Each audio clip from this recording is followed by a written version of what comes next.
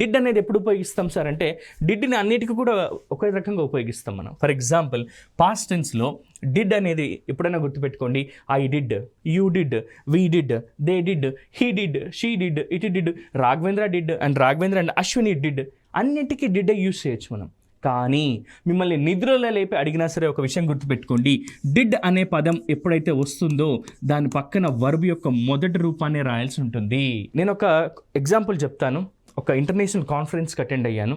ఒక పర్సన్, చాలా high profile person నా దగ్గరికి వచ్చి when did you came Raghavendra అని అన్నాడు.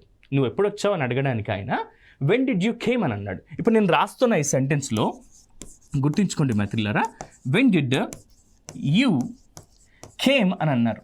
సో ఇందులో ఏం పొరపాటు ఉంది? మీరు కరెక్షన్ ఆఫ్ సెంటెన్సెస్లో రావచ్చు. ఇక్కడ దీంట్లో ఏం పొరపాటు చెప్పండి సార్. డిడ్ అనే పదం వచ్చినప్పుడు ఇది ఆల్రెడీ పాస్ట్ టెన్స్ని రిప్రజెంట్ చేస్తుంది డిడ్ అంటేనే.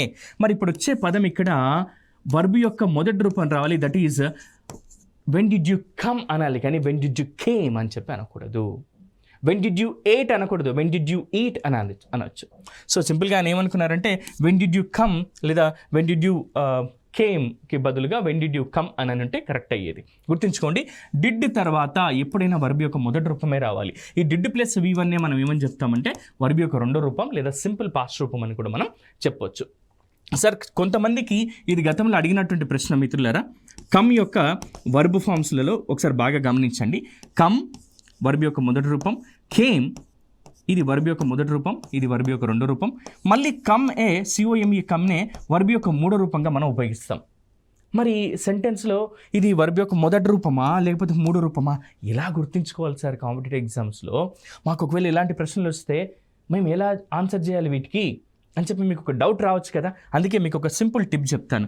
ఎప్పుడైనా సరే కమ్కి ముందు డూ కానీ డస్ కానీ డిడ్ కానీ వచ్చింది అని అంటే అప్పుడు అది వర్బ్ యొక్క మొదటి రూపం అని గుర్తుపెట్టుకోండి.